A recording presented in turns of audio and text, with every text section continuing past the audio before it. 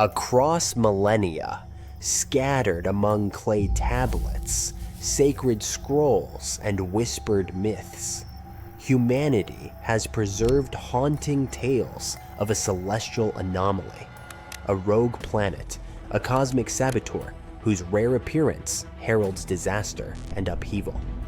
The Sumerians called it Nibiru, the planet of crossing. Egyptians feared it as the destroyer.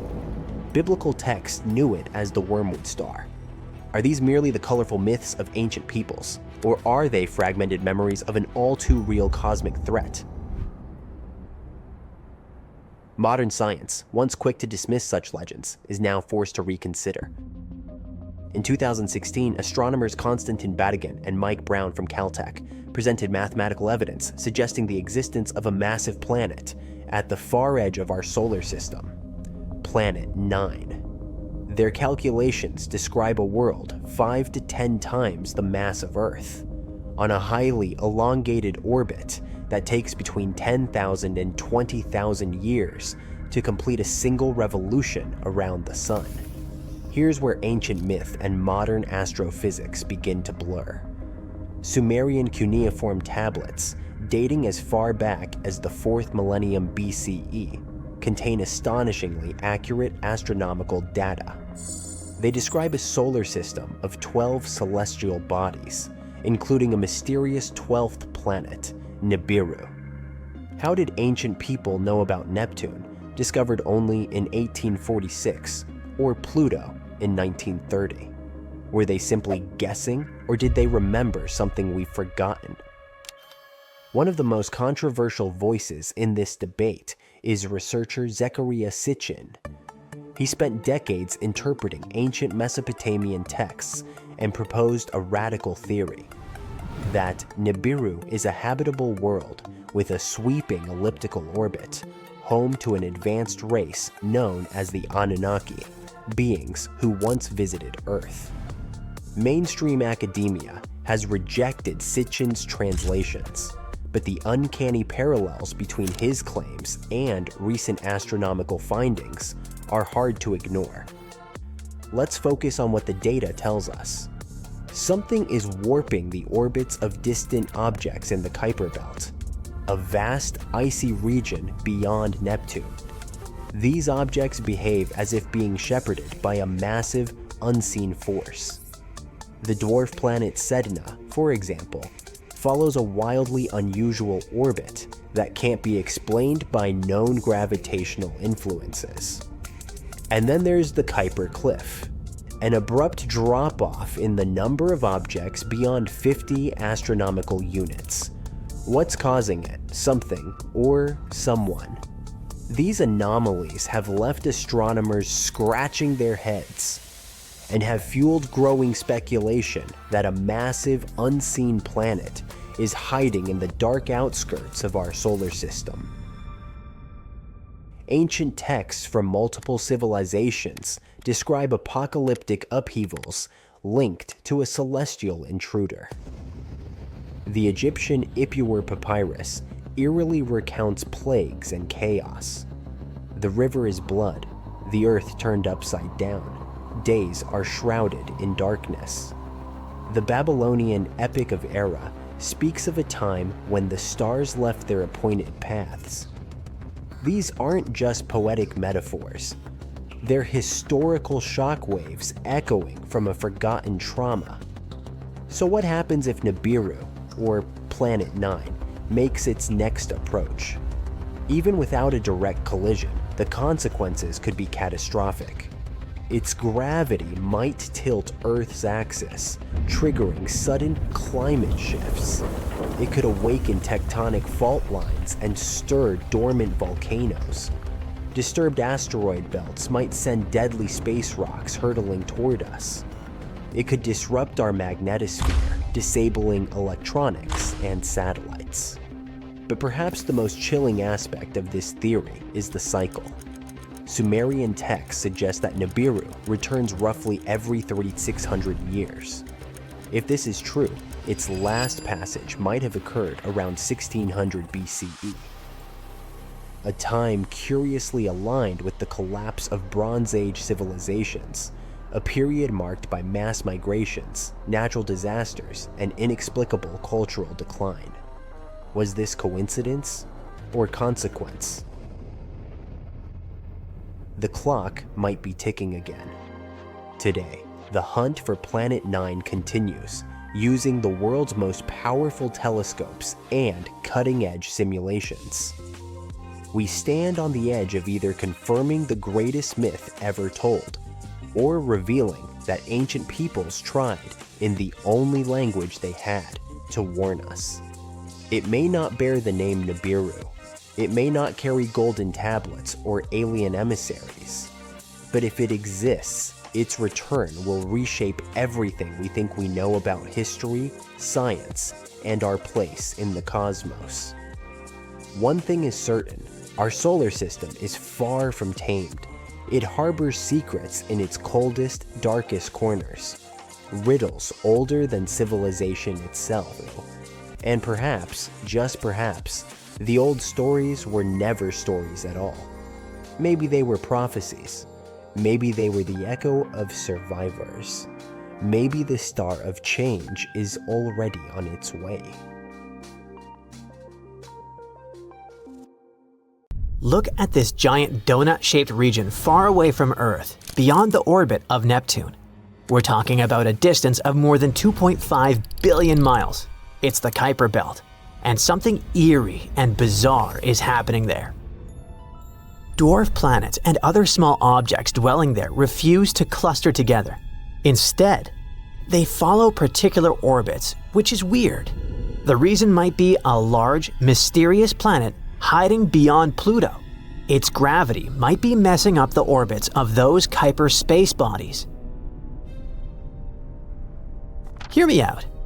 Our solar system is made up of the Sun and everything that goes around it because of the star's strong gravity.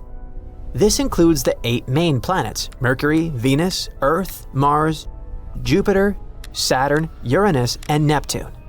There are also smaller things like moons, asteroids, and Pluto.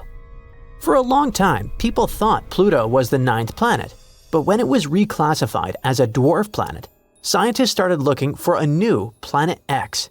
Did they have a thing about odd numbers or what? And guess what? Some really think there might be a big, icy planet hiding far, far away beyond Neptune. This mystery planet is often called Planet 9. Now, Planet 9 hasn't been seen yet, but scientists think it might be out there because of some tiny, faraway space rocks called etnos that move following bizarre, confusing paths. These paths seem to be grouped together and tilted in a way that doesn't happen by chance. This could mean there's a hidden planet pulling them into place with its gravity. If Planet 9 is real, it might be 5 to 10 times heavier than Earth. It would also be super far away, hundreds of times farther from the Sun than Earth is. Over the years, scientists have guessed different distances for its orbit, and the newest guess in 2025 says it could be about 290 times farther from the Sun than Earth. There are some cool ideas about where Planet 9 came from. It might have started as a big planet that Jupiter once kicked out of the inner solar system, or it might have come from another star or even wandered around space on its own before getting caught by the Sun's gravity. Even though scientists have looked really hard using powerful telescopes, no one has actually seen Planet 9 yet, and so far, its existence is still just a theory. But recently, a group of researchers tried something clever. They used data from 2 special space surveys called ERAS and ACARI. These 2 looked at the sky in invisible light, far infrared, about 23 years apart, which is helpful because Planet 9 is supposed to move very slowly. The team focused on a special list from ACARI, which is better at finding faint, moving things in space. They guessed how bright Planet 9 might be and how fast it might move based on how big, far away, and cold it could be. Then they looked for matching blips in the sky that were seen by both ERAS and ACARI, but not in the exact same spot. That's because a real planet would have moved a little over 23 years, and they indeed found 13 possible matches that could be Planet 9. Their estimations were based on how far away the object seemed to be, 500 to 700 times farther from the Sun than Earth, and how heavy it might be, which is 7 to 17 times Earth's mass. After looking very carefully at all the images, they narrowed it down to one really good candidate.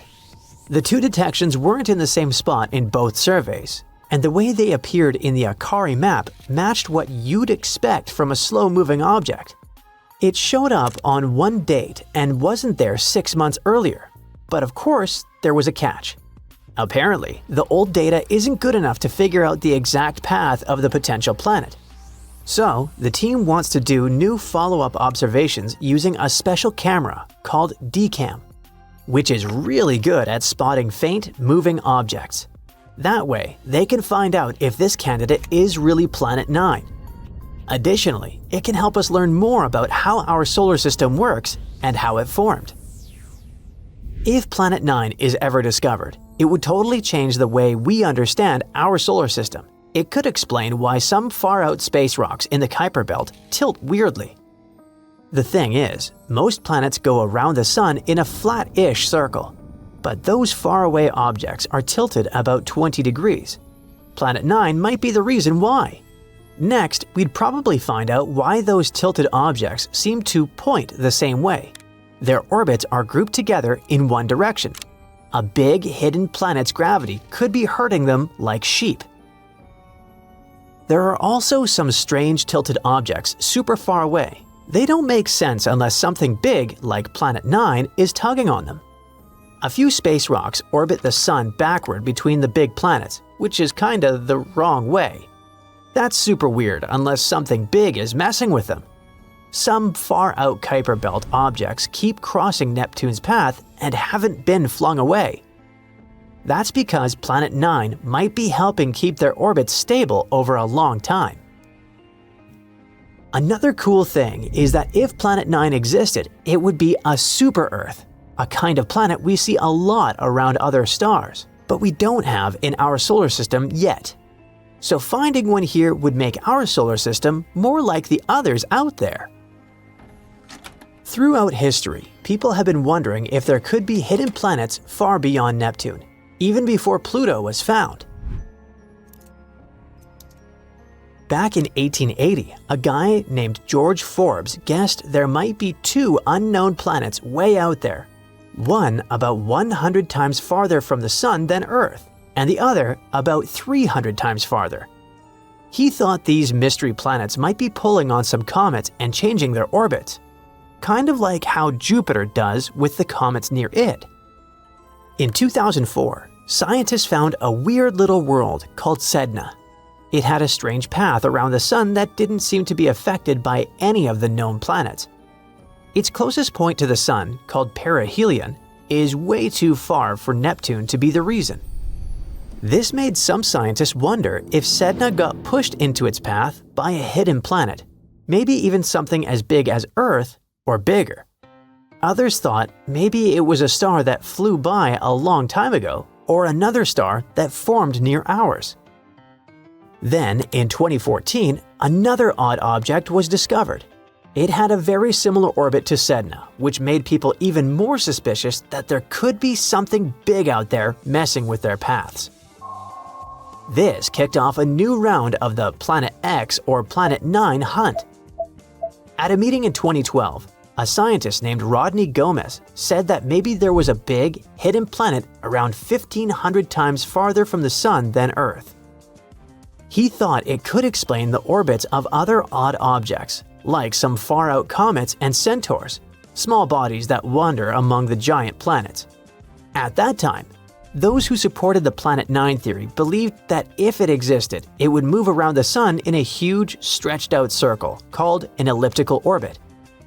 It would be about 400 to 800 times farther from the Sun than Earth is, about 13 to 26 times farther than Neptune. If it really had that kind of orbit, it would take around 10,000 to 20,000 years to go around the Sun just once. Plus, If it indeed orbited the Sun, it wouldn't follow the same flat path as the other planets. Its path would be tilted by about 15 degrees to 25 degrees. The farthest point in its orbit, called aphelion, would be in the direction of the Taurus constellation. As for the closest point, it would point towards Serpens, Ophiuchus, or Libra. As for the composition of Planet 9, it would probably be a lot like Uranus or Neptune. It would have a thick atmosphere made of hydrogen and helium, and it would be super cold, -375 degrees Fahrenheit. Its core would be made of iron, and its middle layer would be full of rock and water ice. At the same time, if the planet was smaller and denser, then it might be more like Earth, with a rocky surface instead of a gassy one. According to a scientist named Mike Brown, if Planet 9 was real, a space probe would reach it in about 20 years if we used a powerful slingshot path around the Sun. Look at this fascinating planet. It looks as if it's burning. It must be hotter on its surface than in the middle of Death Valley. The ground is parched, cut by giant cracks. There's not a drop of water in this boiling world. Now, it's the same planet, but it looks like a totally different place. Everything is frozen. The temperatures are so low, there isn't even a tiniest chance that life could survive on this planet. This bizarre world is called HD 20794d, and it's located 19.7 light-years away from Earth in the constellation Eridanus. This planet is a super-Earth. This term means that it is larger than Earth but smaller than such ice giants as Neptune. What makes this planet especially interesting is its unusual orbit, which moves it in and out of its star's habitable zone, the region where temperatures might allow liquid water to exist. Now, we haven't seen this unusual planet directly. Astronomers detected it by measuring tiny wobbles in its star using two powerful instruments, espresso and HARPS, located at telescopes in Chile. These instruments measure radial velocity, which is the small movement a star makes as a planet's gravity tugs on it. The larger the wobble, the more massive the planet. Later, astronomers analyzed the data and figured out that the planet in question has a mass around 6 times greater than Earth's. It orbits a star, which is slightly smaller and dimmer than our Sun. What makes this star unique is that it is bright enough to be seen with the unaided eye, unlike many other stars that host exoplanets. You won't be able to see them without a telescope. The star system has been observed for over 20 years. Astronomers have long suspected it had multiple planets. In 2011, scientists discovered 2 other super-Earths orbiting the star every 18.3 and 89.6 days, respectively. For some time, researchers thought they had found a third planet with an orbital period of 40 days. Later, they realized they had made a mistake. But recently, after reanalyzing years of data, astronomers have confirmed that the third planet does exist, and it's our extreme HD 20794d. A researcher from the University of Oxford played a key role in identifying the planet. He used a special computer algorithm called Yarara to separate the planet's weak signal from the background noise. It helped him confirm that the planet truly existed and was pretty unique. Unlike the planets in our solar system, which have mostly circular orbits, the newly discovered one follows a highly elliptical, stretched-out orbit. It takes 647 days to complete one trip around its star. That's just 40 days shorter than Mars's orbit around the Sun. At its furthest point, the planet is twice the Earth-Sun distance, which makes it an icy world far outside the habitable zone. At its closest point, it moves inward to 0.75 AU, where it enters the habitable zone, where liquid water might exist. This extreme movement creates truly bizarre seasons. For some part of its orbit, HD 20794d is frozen, like an icy wasteland. As it approaches its star, temperatures rise and ice likely melts, forming temporary oceans. The planet then experiences a short, scorching summer. It is so hot that the water on its surface might evaporate into the atmosphere. Shortly after, the planet moves away again. It triggers a gloomy fall with rains, followed by a deep freeze in winter. In other words, the planet switches between extreme cold and intense heat, which makes it a very unpredictable place for life. If any life forms exist there, they certainly need to adapt to dramatic changes in temperature and environment. Why does the planet follow such a mind-boggling orbit? It might be a leftover effect from events billions of years ago, when the planetary system was still forming. At some point, another large planet may have disturbed the orbit of our extraordinary friend.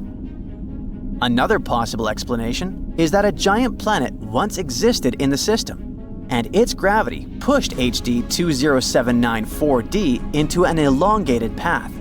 Later, this giant planet may have been ejected from the system, leaving the smaller planet in its current orbit.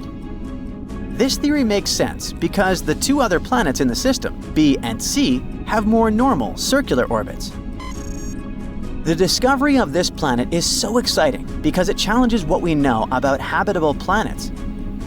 Most planets in the habitable zone stay there permanently, but HD 20794d only passes through it.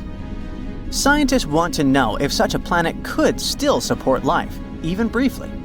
So future telescopes will study the atmosphere of this planet, looking for signs of water, gases, or even life. Another super-Earth that might have the right conditions for life orbits a star 137 light-years away. In space terms, this is considered relatively close. A light-year is around 6 trillion miles. The planet is called TOI 715b, and it's about 1.5 times the size of Earth. Unlike HD 20794d, it's permanently located in the habitable zone. Look, that's what astronomers think the planet might look like. TOI 715b orbits its star very quickly, completing a full orbit in just 19 days. But even though it's close to its star, it may not be extremely hot, all because its star is a red dwarf.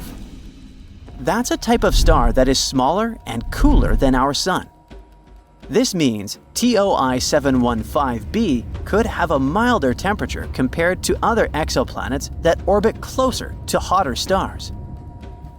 NASA discovered the planet using the Transiting Exoplanet Survey satellite. This space telescope finds planets by watching for small dips in a star's brightness, which happen when a planet passes in front of it. Since red dwarfs are smaller and dimmer than the Sun, planets passing in front of them are easier to detect. Astronomers are planning to study the planet further using the James Webb Space Telescope. This powerful telescope, located 1 million miles away from Earth, can analyze the atmospheres of distant planets. If TOI 715b has an atmosphere, JWST could help scientists determine what gases are present in it and whether such conditions could support liquid water or even life. One more promising world for our search for extraterrestrial life is an extremely dense super-Earth in the K2360 system. An international team of researchers from Japan and Europe has discovered this remarkable multi-planet system orbiting a Sun-like star located 750 light-years away. This system has 2 planets, including one of the densest rocky planets ever found. The K2360b is a rocky super-Earth, about 1.6 times the size of Earth, but with a mass 7.7 times greater. This makes it as dense as lead. The planet orbits its star incredibly fast, completing one full orbit in just 21 hours. It's the densest known ultra-short period planet with well-measured properties. As for its sibling, this is a much larger outer planet with at least 15 Earth masses. It takes 9.8 days to orbit its star. Sadly, since it does not pass in front of its star from our viewpoint, scientists cannot determine its exact size. The unusually dense planet might be the core of a much larger planet. Over time, intense radiation from its parent star may have blown away its outer layers, leaving behind only its dense, rocky core. So, in fact, this planet could show us what might happen to some planets that are too close to their stars. Astronomers think that the planet may have moved inward over time due to interactions with its larger companion planet. One possibility is high eccentricity migration, where a planet's orbit becomes highly stretched out due to gravitational interactions before gradually becoming more circular near the star.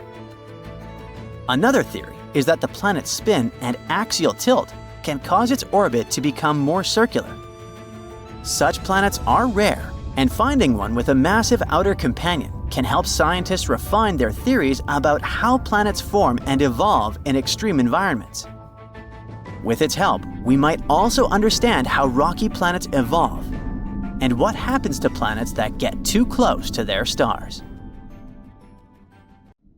Very recently, astronomers have found 3 potential super-Earth planets orbiting a somewhat close orange dwarf star.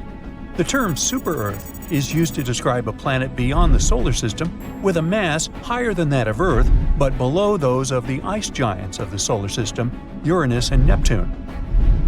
An international team of researchers, led by Dr. Shweta Dalal from the University of Exeter, found that the exoplanets were orbiting star HD 48498, which is located around 55 light-years away from Earth. The planets travel around their star in 7, 38, and 151 Earth days, respectively. The study describing these findings appeared in the journal MinRes on the 24th of June, 2024. The coolest thing here is that the outermost exoplanet candidate orbits in the habitable zone of its host star, and the conditions there might be comfortable enough for liquid water to exist on the surface without boiling or freezing. Such habitable regions around stars are also known as the Goldilocks zone and are believed to be ideal for potentially supporting life. Another reason this discovery is so important is that the orange host star is like our Sun. But since it's an orange dwarf, it produces less radiation than our yellow dwarf star. It's also the closest planetary system to host a super-Earth in the habitable zone of a Sun-like star, which makes this discovery super exciting. It can help us move forward in our quest to locate habitable planets around solar-type stars. Who knows? Maybe this planet will be our new home one day. These potential super-Earths were detected thanks to the HARPS and Rocky Planet Search Program. Throughout a decade, the team taking part in this research has collected nearly 190 high-precision measurements using special equipment. By analyzing the spectrum of light coming from a star, astronomers can figure out whether it's moving toward us, this is known as blue shift, or away from us, that's what we call red shift. And still, to make sure their findings were correct, the team used lots of different methods and comparative analysis. Everything confirmed their conclusions. There indeed are 3 planetary candidates with minimum masses ranging from 5 to 11 times the mass of our home planet.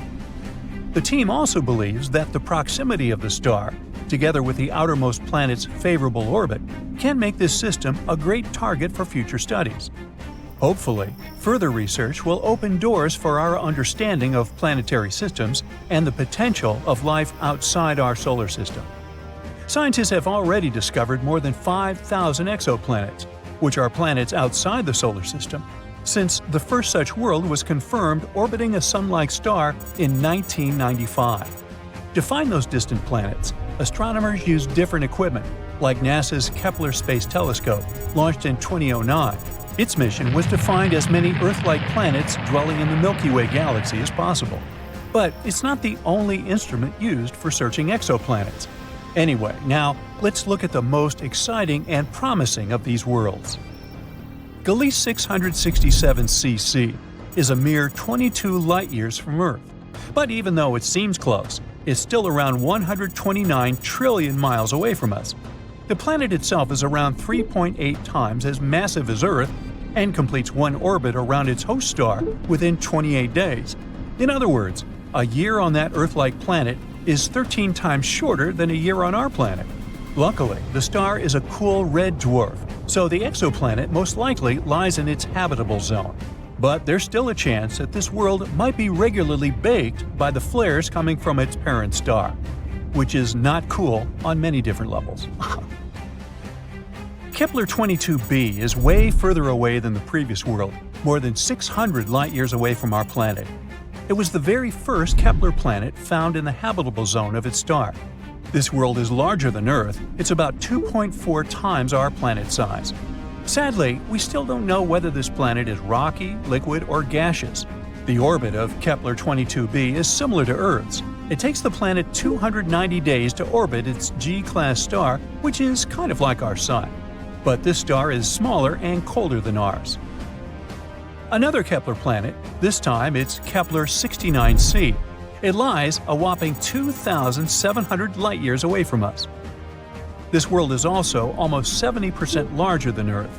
Researchers know nothing about its composition, but they found out that the planet needs 240 days to complete one orbit. This makes its position in its system like that of Venus in our solar system. At the same time, this world might be more habitable than Venus since its host star is a bit less luminous, 80% of our Sun. TOI 733b is a recently discovered world. It was found in 2023.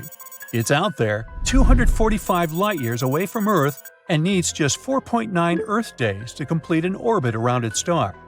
But the coolest thing about this planet is that it might have a massive ocean. According to scientists, the planet is likely to be completely covered with water.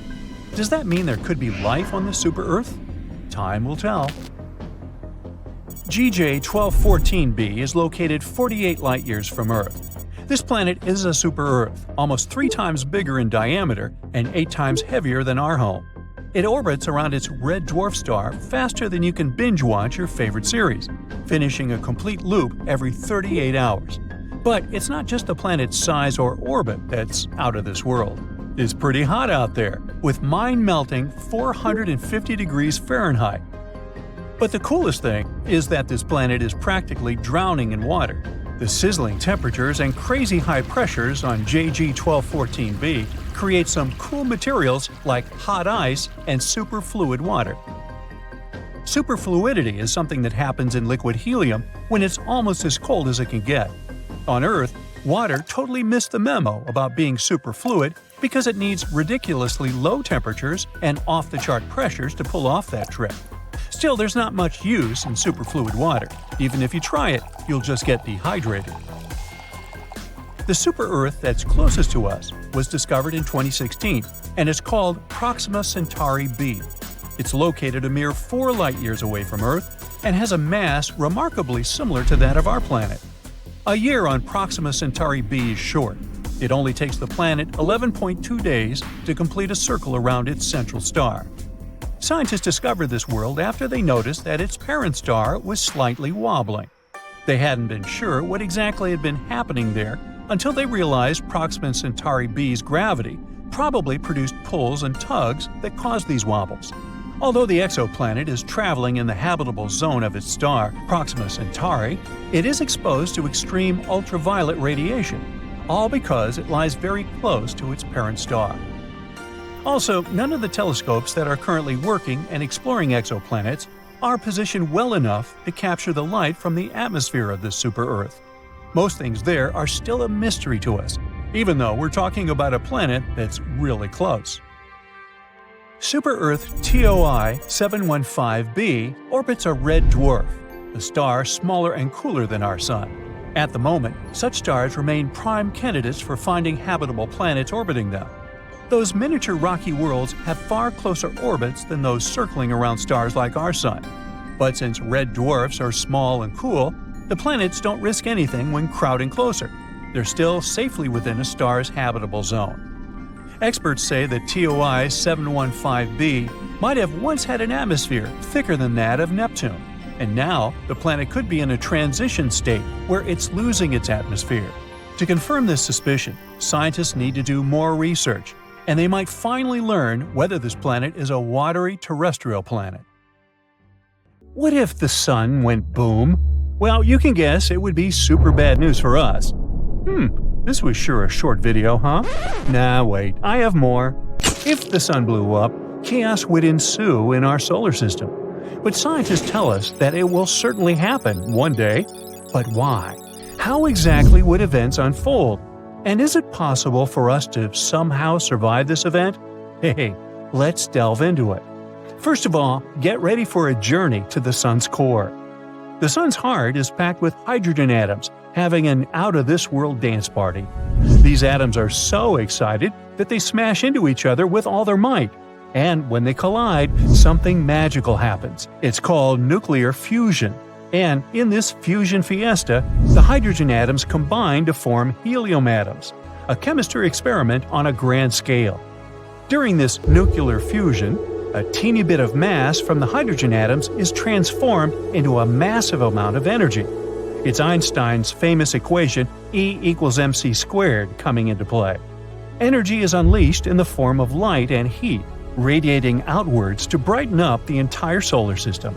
And once all these processes get going, a bunch of energized particles called photons join the fun. These photons are like tiny packets of light, bouncing and zipping around in all directions.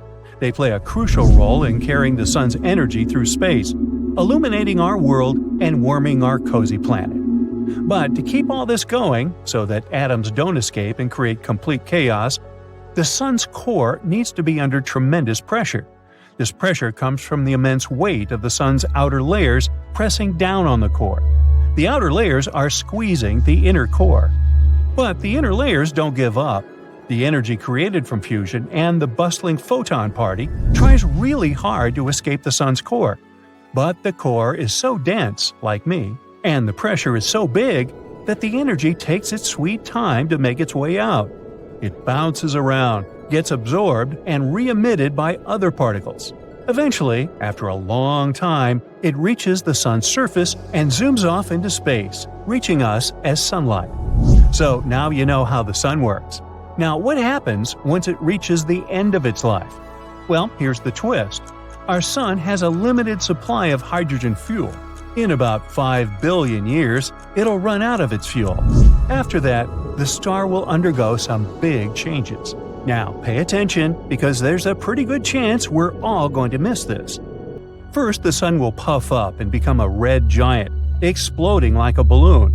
It will grow so big that it will swallow up the inner planets, including our beloved Earth. Talk about a sun taking up all the space. So we won't even see the end of our sun unless we move somewhere further away. After the red giant phase, the sun will shrink a bit. Its outer layers will fade away into space, leaving behind a beautiful planetary nebula. It'll be revealing its glowing core. Ooh! The core, now filled with helium, will start sounding weird. And will start fusing heavier elements like oxygen and carbon. These reactions won't be as energetic, like a party with less dancing and more chill vibes. Eventually, even the helium will be used up, and the sun will become a compact white dwarf, a stellar retiree enjoying its retirement home. Scientists estimate that the sun has about 7 to 8 billion years left before it dims its lights. Don't worry though, by that time, humanity might have traveled to far-off galaxies, or maybe even evolved into amazing space beings. So our sun won't go out with a bang like fireworks. It's not big enough to become a supernova or a black hole. Those stellar superstars need way more mass than our sun to pull off those cosmic tricks. But what if it blew up very suddenly, just like an abrupt event without any reason? Well, let's see. Imagine this. The sun goes boom, and Earth is in for a wild ride. The event unleashes an insane amount of energy, sending a shockwave racing through space at the speed of light. It takes about 8 minutes for this shockwave to reach Earth. Why? Well, the sun is a whopping 93 million miles away from us on average. So it takes a little over 8 minutes and 20 seconds for the sun's light to travel all that distance and reach us. But let's talk about the event itself. It would be a great sight to witness, but sadly, it would also be the end. Roll credits. The crazy amounts of unleashed energy would cause the sun to expand rapidly, again swallowing up the inner planets, including our Earth. And that's not all. Brace yourself for a massive burst of radiation. The sun would unleash a torrent of supercharged particles. We're talking about X-rays and gamma rays. the kind that can seriously mess things up. When these high-energy particles hit the atmosphere, they go wild, causing all sorts of chaos. They ionize the atmosphere, creating a ginormous electromagnetic pulse. This pulse is like a shockwave for electronic devices. It fries them, zaps them, and leaves them useless. So if your gadgets aren't protected, they're in for a rough time. Speaking of rough times, after that, it's instant vaporization for our planet. But the sun's grand finale just doesn't mess with Earth. It wreaks havoc on the entire solar system. That massive burst of energy would be crashing into everything in its path. Planets and other objects get knocked off of their cozy orbits, causing chaos and unpredictability.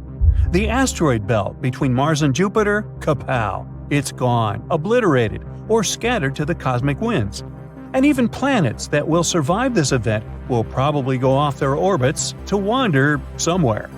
And let's not forget about the outer planets, like Jupiter and Saturn. These giants generate their own internal heat, which keeps them cozy and attracts lots of moons. But the sun's boom would steal their warmth, turning them into incredibly cold places. And now that we've discussed how catastrophic all this would be for everything in our solar system, let's ask the logical question: can humanity make it? The short answer is nope, we wouldn't make it. Everything would be wiped out, except maybe some sneaky bacteria hiding in the shadows. But in a crazy scenario where the sun gave us a heads up about its plans, we might have a fighting chance. If we knew in advance and had time to prepare, we could get our survival gears turning. So what could we do? Since Earth itself won't survive the sun's tantrum, we'd have to move somewhere. Remember how we mentioned that not all planets would be completely destroyed? Well, sadly, the ones closest to the sun, Mercury, Venus, and Earth, would disappear. So the easiest option would be to move to some other solar system with its own Earth-like planet. But what if the Earth somehow managed to survive this catastrophe? Let's not think about how it happened and just discuss the consequences. Well, our climate would go crazy. During the first moments of the sun's kaboom, the radiation and particles would crank up the temperature big time, like a never-ending heat wave. We're talking major greenhouse effect. The oceans would evaporate, creating thick, fluffy clouds that trap heat and refuse to let it escape into space. And after that, without the sun's warm embrace, the Earth would quickly become an icy freezer. So we'd have to think outside the box. One idea would be to take shelter deep underground, where we won't be that much affected by radiation and sudden temperature changes. As you dig deeper, the temperature rises. So, with the right tools and resources, humanity could hunker down in fortified bunkers, surviving for a couple of years without the sun's rays. Why just a couple of years? Well, remember how we said the sun is a gravity center of our solar system? Without it, Earth would be adrift in search of a new center of gravity. Imagine our planet, our trusty satellite, the Moon, and all the other planets slowly floating away into space. Luckily, our trusty sun is hanging in there, keeping us warm and shining for many more cosmic adventures to come. So, we're safe for a few billion years. But it's always fun to imagine impossible scenarios. So stay tuned for more what-ifs. For thousands of years, people knew only about the planets Mercury, Venus, Mars, Jupiter, and Saturn, which they could see using simple telescopes, or even by the naked eye if conditions were good. But in the late 18th century, a famous astronomer named Sir William Herschel discovered a new planet that was icy blue in color. At first, people thought it was a star, but later they realized it was a planet. Today, we know it as Uranus, a planet that's more than 19 times farther away from the Sun than Earth. It's so far away that it takes Uranus 84 years to complete one trip around the Sun. This astronomer also discovered many other interesting things in space, like double stars and nebulae. In the mid-1800s, scientists noticed something pulled Uranus and strangely tugged its orbit. They thought there must be another planet out there, and they used math to predict where it would be. Finally, in 1846, they found Neptune using a telescope. It was too faint to see with the naked eye because it was too far away from the sun. It was all so exciting. Who knows how many other planets could be there lurking in the darkness of our solar system. Back in the mid-1800s, astronomers noticed something unusual was happening in the sky. A small rocky planet named Mercury was behaving strangely. It didn't follow the predictable orbit that was expected of it. One of the astronomers was a brilliant French scientist named Urbain Le Verrier. He came up with a theory that there could be another planet in our solar system no one had yet discovered. It would be located somewhere between Mercury and the Sun. This hypothetical planet, which he named Vulcan after the Roman god of fire, would have an incredibly hot surface, and it could be a potential explanation for Mercury's strange behavior. He never surely claimed Vulcan was really the one thing disturbing the orbit of Mercury. But, excited by the possibility of discovering a new planet, astronomers all over the world took the idea of Vulcan.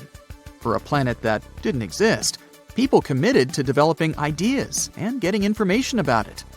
Some scientists didn't think it was likely that they had missed another planet as big as Mercury.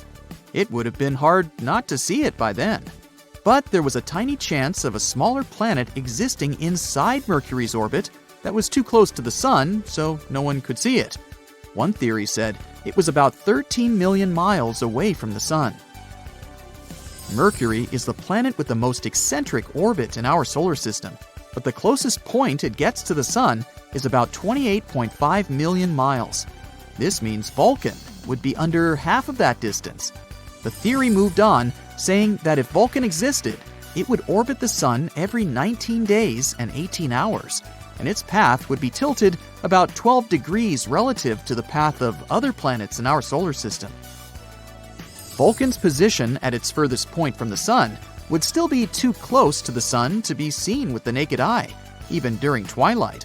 The only chance of seeing Vulcan would be during a solar eclipse, or when it passed in front of the Sun, which, as the theory said, would be 2 to 4 times a year. They had a theory that this mysterious planet was so close to the Sun that it could only be seen during a total solar eclipse when the moon blocked out the Sun's blinding glare. So, every time there was an eclipse, scientists would peer at the Sun, hoping to catch a glimpse of Vulcan. They were trying really hard, but no matter what, they couldn't find this mysterious planet. Some astronomers claimed to have spotted it during eclipses, but no one could ever confirm or find evidence for that. The theory of Vulcan was left waiting for some better times. Einstein had a different idea. You know about his theory of general relativity, right? That's where he claimed gravity wasn't some sort of natural force, but a result of space-time curved because of the presence of giant space objects, like planets and stars. Planets circle around the Sun in their usual orbit because space-time is curved. That means the planets are kind of falling towards the central star of our solar system. And Einstein tried to explain Mercury's unusual orbit using his own theory of relativity.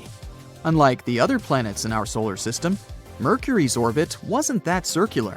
Instead, it seemed to wobble slightly, as if there was an invisible force pulling it away. Einstein said this could be happening because the massive gravity of our Sun was actually curving the fabric of space-time around it. He claimed it's possible this changed Mercury's orbit a little bit. It took the scientific community a while to test this theory, but it eventually seemed like the most plausible explanation. Even though Einstein's theory gave us a more elegant explanation for Mercury's strange orbit, some scientists were still holding out hope for Vulcan. It was especially hard to let go of the idea of Vulcan because Mercury is also the planet that's really hard to see from where we're standing. But later, more and more scientists started accepting Einstein's theory above their imagination. And they would observe a total solar eclipse specifically to test Einstein's theory of relativity, not because of Vulcan. And Vulcan is not the only hypothetical planet everyone was talking about. In the newer age, some believe there could be a mysterious planet lurking in the outer part of our solar system. But this one is more likely to exist. No one has seen it directly yet, but computer simulations show this so-called Planet 9, or Planet X, is probably somewhere there beyond Neptune. Neptune and Planet X could be similar in size. Planet X could be 10 times more massive than Earth and circles around our Sun in an elongated shape, which is on average 20 times farther from the Sun than Neptune. A year there may last between 10,000 to 20,000 Earth years. By comparison, a year on Neptune lasts 165 Earth years. Something this big moving out there beyond Neptune could explain the unusual orbits of smaller objects in the Kuiper Belt. The Kuiper Belt is the area of our solar system beyond Neptune and where it orbits. And there are most likely many asteroids, comets, and some other smaller bodies there, mostly made of ice. There was another hypothetical planet called Nibiru. Remember those rumors that the world could end back in 2012? One of the popular scenarios was Nibiru, which some claimed would hit our home planet at the end of the year. Of course, nothing happened. We're still here, all set and good, but the idea of Nibiru seemed interesting. Stories started in the 1970s when a man named Zecharia Sitchin mentioned Nibiru in his book, The 12th Planet, claiming it orbits the Sun every 3,600 years. But there's no chance a planet with such an eccentric orbit wouldn't disrupt other planets in our solar system with its gravity. And if it was really coming that close to Earth in 2012, we were supposed to be able to see it with the naked eye. Some simple calculations showed Nibiru would have been nearly as bright as Mars at its dimmest and brighter than the faintest stars you see from a city. Oh well, maybe we'll have more luck in the next 3,500 and something years. In 2011, a comet named Elenin appeared that many people thought could be Nibiru. But when you're looking at comets and planets through a telescope, you see they appear differently. A comet has a coma, which is a gas atmosphere, together with a tail, something a planet doesn't have. Plus, this comet didn't slam into the Earth. It came too close to our Sun and fell apart. The leftover pieces will continue moving on their way to the outer solar system for the next 12,000 years. The hunt for interesting exoplanets and life forms somewhere out there in the vast expanse of the universe keeps going. No stopping here. We're basically searching for a second Earth, a planet that's similar to our home, and where we could finally find some space friends. Hey, we're not picky. Any form of life is fine, even some bacteria-sized organisms. And this search has mostly been going on in the habitable zone around other stars. We call this the Goldilocks zone. That's a region where conditions are barely just right for liquid water to exist, whether we're talking about the surface of a planet or a moon. The hotter the star, the more space we get to explore, because its habitable zone spreads far away. And in terms of endless space that we yet know so little about, that's a lot of work. That's why we're fans of red dwarfs. There are hundreds of billions of stars in our galaxy, and probably around 80% of them are red dwarfs. These tiny stars are much cooler than our Sun. It means that their habitable zones are much smaller and closer to the star, so we know better where to look for planets. They're circling around their central star, and at some point, bingo, there it is. They pass in front of it and block out some of its light. The Kepler Space Telescope has already helped us find thousands of planets using this method, and most of them are orbiting around red dwarfs.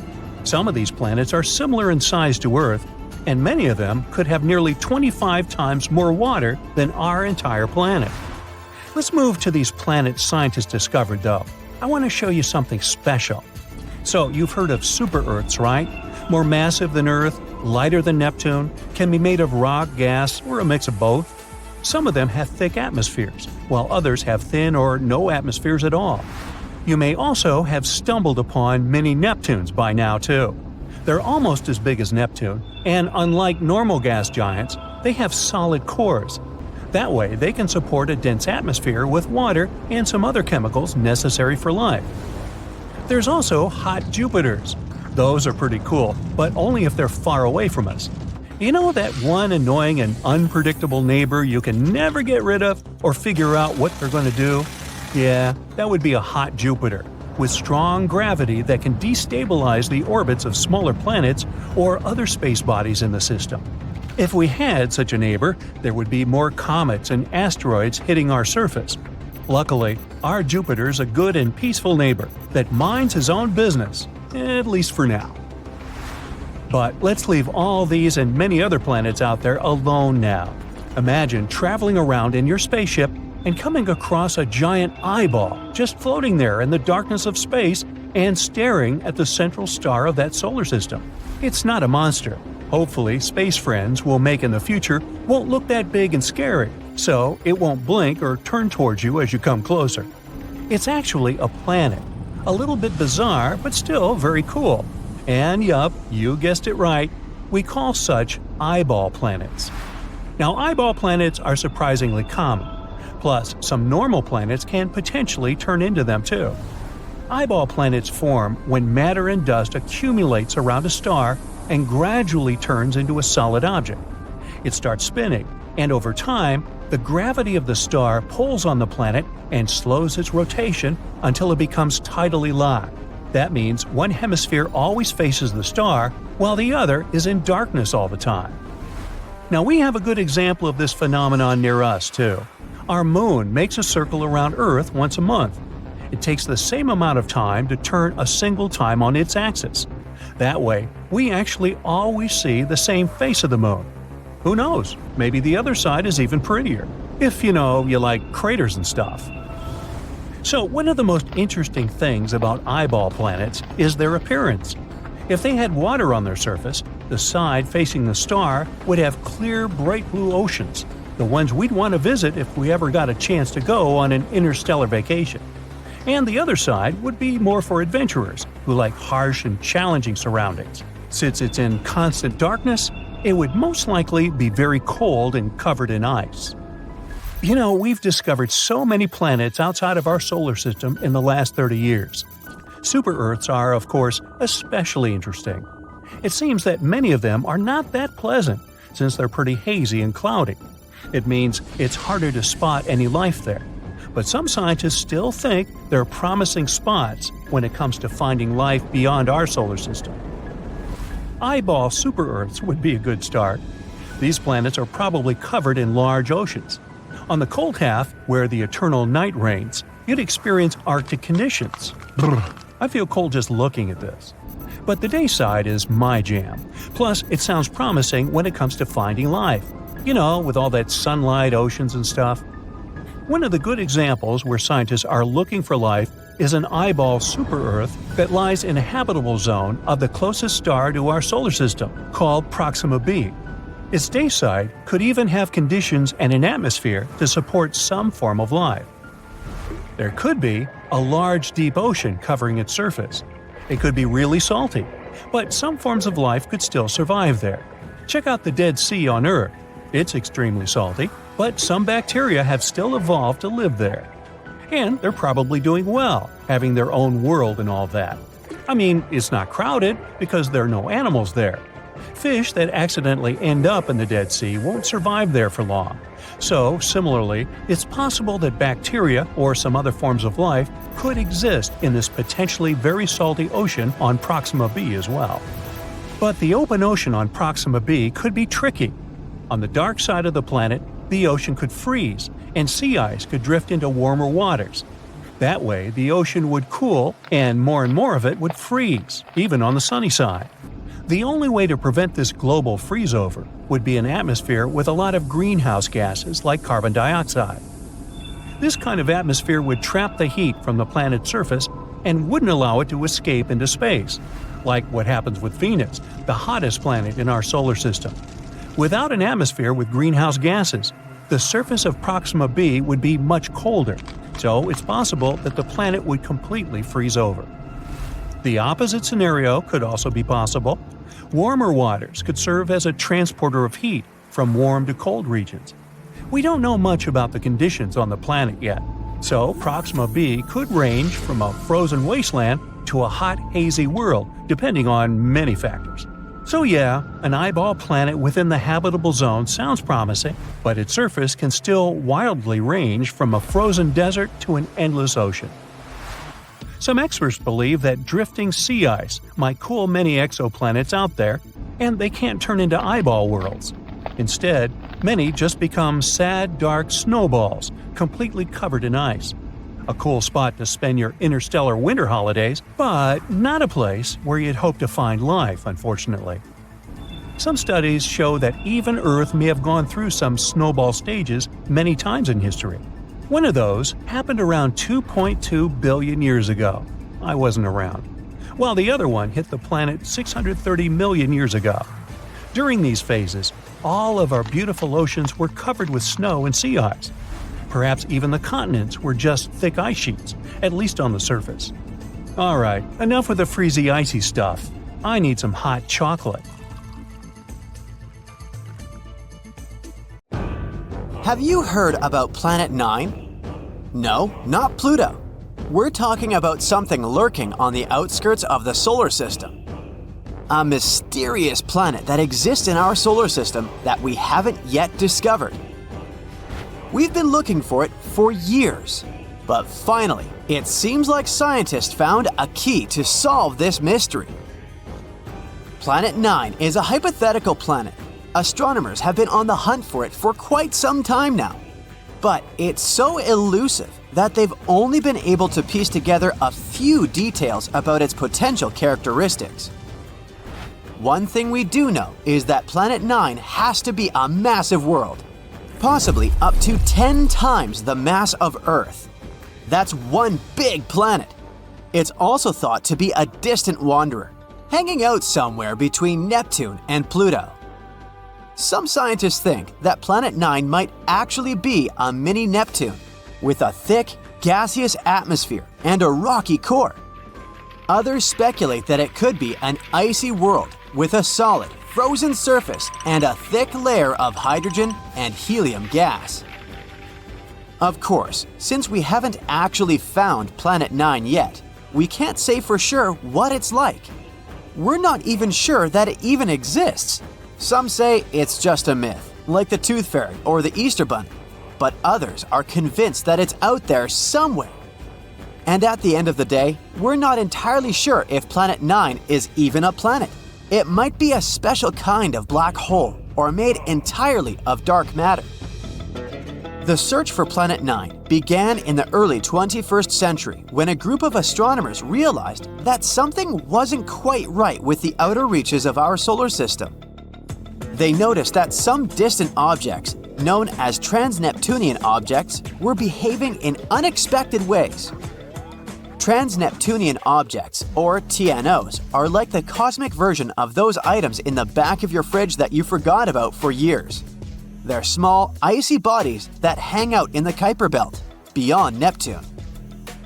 So, scientists noticed that these guys started behaving weirdly. At first, they thought it might be a fluke. But as they dug deeper, they began to suspect that there was a ninth planet lurking out there. Why haven't we discovered it yet, you ask? Well, it may be because of Planet 9's weird orbit. All the other 8 planets orbit the Sun in roughly the same plane, which is like a flat disk. However, our hypothetical friend's orbit is different. It might be tilted and move in a different direction compared to the other planets. Its orbit might also be stretched out like an oval, rather than being nearly circular like usual. Because of this, Planet 9 might spend most of its time far from the Sun, like a true introvert. It only comes relatively close to the inner solar system every few thousand years. This would make it super faint and hard to spot, so the only way we may discover it is by studying the gravitational effects it has on our solar system. And this isn't the first time astronomers have gone looking for a new planet.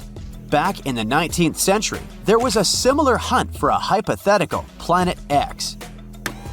But this time, they were armed with much better technology and a much better sense of humor. They began calling their elusive quarry Planet 9, which was much catchier than Planet X. They even came up with a hashtag for the search, Pluto Lives. It was a reference to the fact that Pluto had been kicked from the planet gang and some astronomers were eager to find a new planet to take its place. But the search for Planet 9 has been no easy task. It's like trying to find a lost sock in the laundry basket the size of a football stadium. It's so far away and so faint that even the most powerful telescopes can't see it. Instead, astronomers have had to rely on indirect evidence, like the strange orbits of TNOs, to try to figure out where it might be. Some scientists have even supposed that it might be a wandering rogue planet, which would explain why it's so hard to find. But they haven't given up hope. Till this day, they're scouring the skies using all sorts of high-tech telescopes and fancy algorithms to try and spot this elusive planet. And fear not, dear curious human, because it looks like after so many years of research, we may have finally found the key to solve this mystery. Astronomer Man Ho Chan from Hong Kong has a theory. He believes that Planet 9 could have a bevy of moons. That's right, not only is it a giant planet hiding out in the depths of space, but it's also a bit of a hoarder. Moons are all the rage in the outer solar system. In fact, almost every planet here has at least one moon, except for Mercury and Venus. Earth has just one, which is kind of sad if you think about it.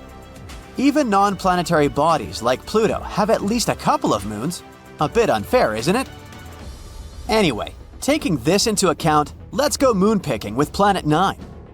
The region between the rock-filled Kuiper Belt and the rock-filled Oort cloud, where this planet is predicted to be, should be ripe for the picking. Chan made some calculations and determined that it would be stranger if the elusive planet didn't have any satellites. According to his calculations, an object the mass of Planet 9 should capture at least 20 TNOs as large as almost 90 miles across. It's like our mysterious planet is playing cosmic Pokemon with these guys. So, what if Planet 9 has moons? Would that make any difference? Kinda, yes. They could give us some indirect clues to finally locate this mysterious planet. Now, you might be thinking, how in the cosmos can we possibly spot these teeny tiny moons?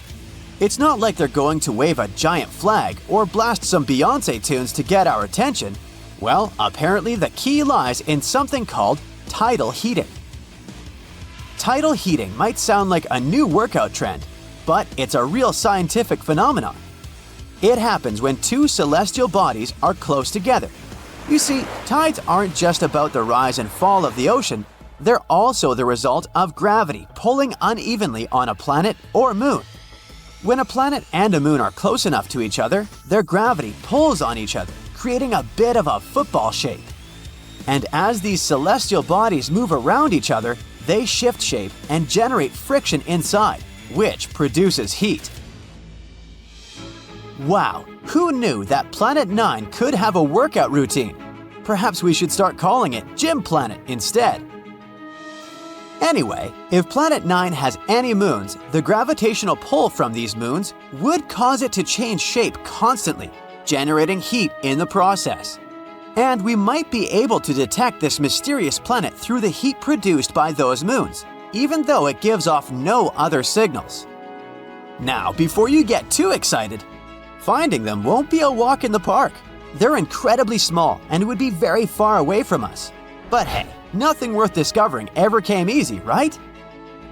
Scientists are optimistic that with the right technology, they can spot this telltale sign. It will be easier for us to spot them with fancy instruments like modern telescopes. Talk about cool friends to have, right? Sure, the process of finding it may be difficult and time-consuming, but the potential payoff is huge. Finding this planet could explain a lot of the strange behavior observed in TNOs, the Kuiper Belt, and beyond. As we've already mentioned, they've been acting super weird lately, tilting and aligning in suspicious ways. If this planet doesn't actually exist, we have yet to explain what is the reason for this strange behavior. In any case, the search for Planet 9 is one of the most exciting and intriguing quests in modern astronomy. It's like a cosmic scavenger hunt, and everyone's invited to join in on the fun. So, grab your telescopes and let's go planet hunting. Who knows, maybe we'll find it sooner than we think. Have you ever wondered what it would be like if every planet in our solar system was the size of Earth? Well, it's time to dive into this mind-boggling scenario. Let's imagine what each planet would look like if they were as big as our beloved blue planet. Would the barren red landscape of Mars suddenly become a lush green oasis? Would the massive swirling gas giant Jupiter just disappear? And how would it affect our solar system as a whole? Are we all doomed? Buckle up and let's find out. The first planet on our list is Mercury, the smallest planet in our solar system. But now, forget about the moon-like Mercury. Instead, picture yourself on the surface of a super dynamic incandescent inferno.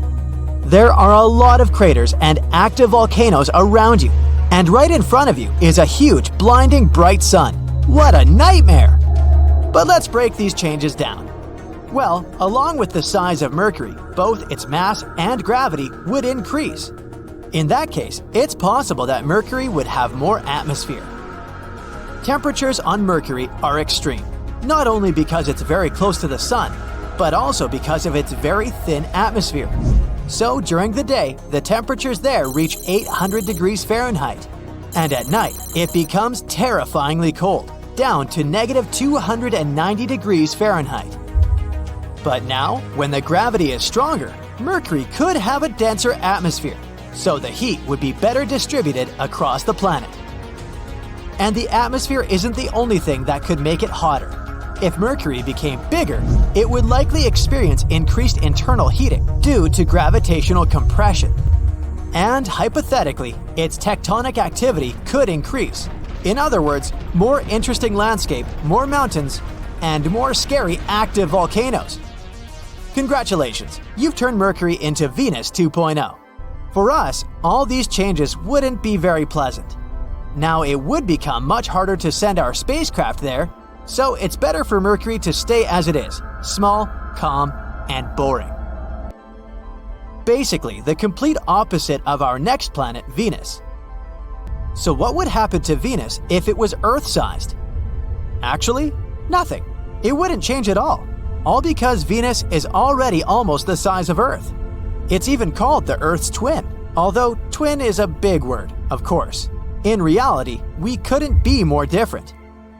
Venus is often called the morning star because it's so bright and visible in the sky. But don't let its beauty fool you.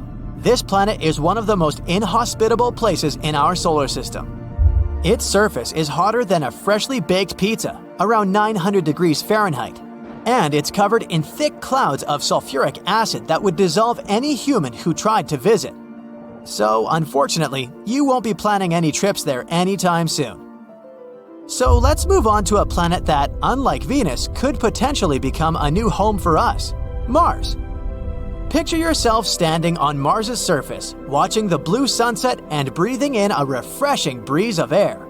Yes, you read that right, air.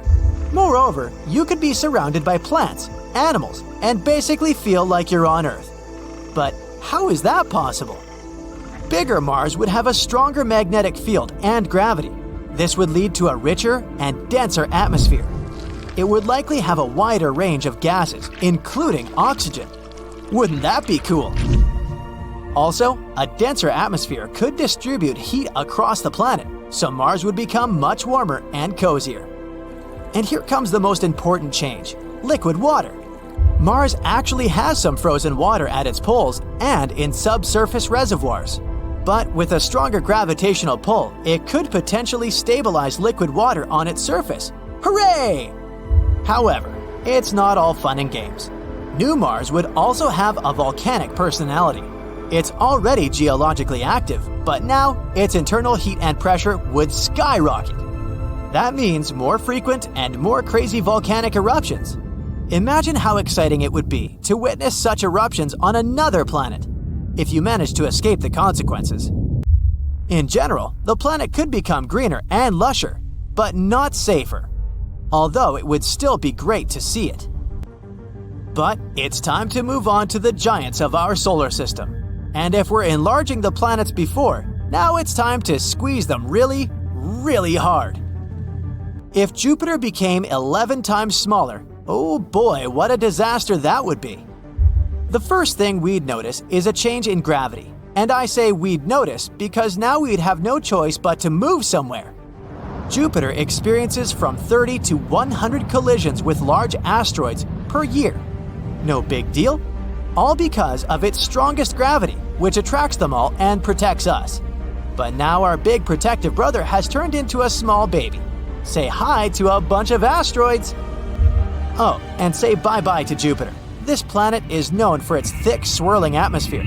But with a weaker gravitational pull, Jupiter would probably have a hard time holding on to it.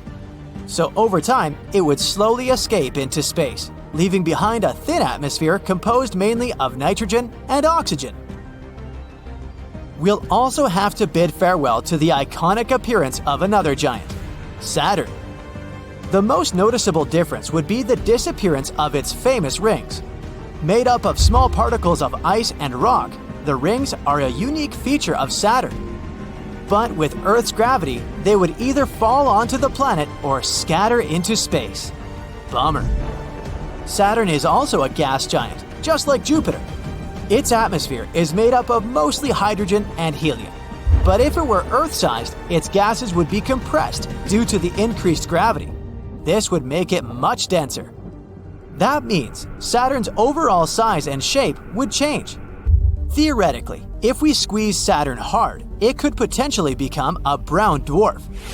It's a type of failed star that lacks the mass to sustain nuclear fusion, but emits heat and light. So, Saturn could stop being a planet altogether. The weather on it would probably have changed too. All its crazy storms, such as the famous hexagonal storm at its North Pole, would have become weaker and calmer. The next giant is Uranus. Let's try to compress this poor fella. First off, the surface gravity on Uranus would be much weaker than it is now. Its atmosphere might also change. If Uranus was smaller, it could have a thinner atmosphere and different gases altogether. This planet is pretty chilly, with an average temperature of -353 degrees Fahrenheit. Ugh. But if it was the size of Earth, it might actually warm up a bit due to its reduced volume to surface area ratio. Don't get too excited though, it would still be way colder than the coldest spots on Earth. As you can see, gas giants don't easily go through all this shrinking, except perhaps one of them. Surprisingly, small Neptune would become much friendlier. For starters, it would probably be a rocky planet with a tiny atmosphere. That means no more gas giant, but instead, a planet that's easier for humans and critters alike to live and move around on.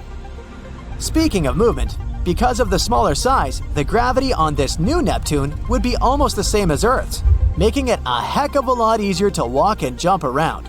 No more floating away into space. Now, the atmosphere of the original Neptune is so thick you could barely see your hand in front of your face. And the surface pressure is about 100 times that of Earth's atmosphere.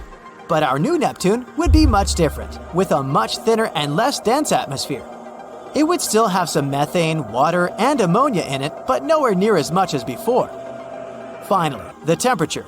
The current Neptune is freezing, with an average temperature of about -370 degrees Fahrenheit. But if it was the same size as Earth, it would likely be much warmer, just like Uranus. Ah, that's more like it. What a planet that would be. That's it for the changes in the planets. But what would happen to the entire solar system if we made all the planets so small? It's hard to predict, but it's clear that their gravity and orbits could change a lot. It's unlikely that any of them would have flown into outer space, or crashed into each other, or something like that. But many of their orbits would probably become quite unstable, and the number of collisions with asteroids would have increased significantly. Of course, all this is purely speculation. It's not like we can actually test all this. But it's still a pretty interesting thought experiment, and it makes you appreciate just how unique and special our solar system really is.